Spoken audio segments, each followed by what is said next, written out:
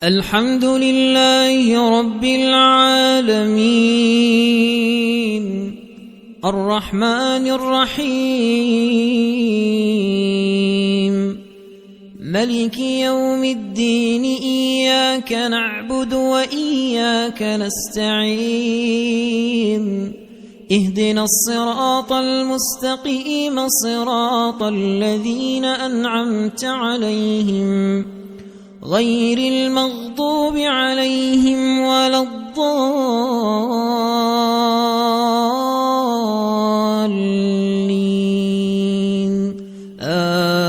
آمين. إذ قال يوسف لأبيه يا أبت إني رأيت 11 كوكبا والشمس والقمر رأيتهم لي ساجدين. قال يا بني لا تقصص رؤياك على إخوتك فيكيدوا لك كيدا إن الشيطان للإنسان عدو مبين. وكذلك يجتبيك ربك ويعلمك من تاويل الأحاديث ويتم نعمته عليك وعلى آل يعقوب كما أتمها على أبويك من قبل إبراهيم وإسحاق إن ربك عليم حكيم. لقد كان في يوسف وإخوته آيات للسائلين إذ قالوا ليوسف وأخوه أحب إلى أبينا منا ونحن عصبة إن أبانا لفي ضلال مبين.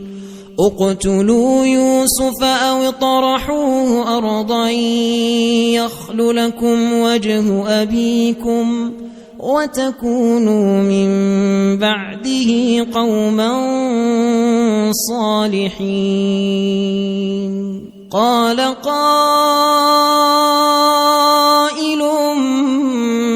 منهم لا تقتلوا يوسف وألقوه في غيابات الجب يلتقطه بعض السيارة إن كنتم فاعلين. قالوا يا أبانا ما لك لا تامنا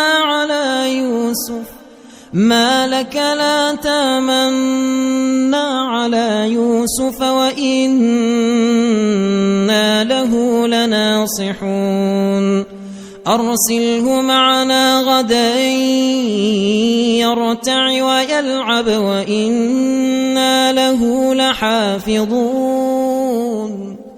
قال إني ليحزنني أن تذهبوا به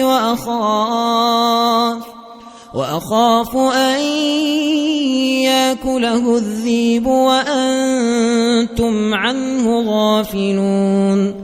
قالوا لئن أكله الذئب ونحن عصبة إنا إذا لخاسرون. فلما ذهبوا به وأجمعوا أن يجعلوه في غيابات الجب وأوحينا إليه لتنبئنهم بأمرهم هذا وهم لا يشعرون. وجاءوا أباهم عشاء يبكون قالوا يا أبانا إنا ذهبنا نستبق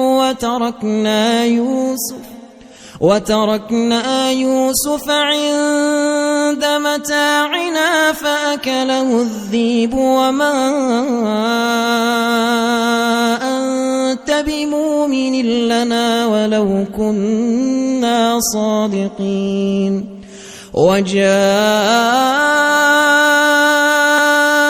على قميصه بدم كذب قال بل سولت لكم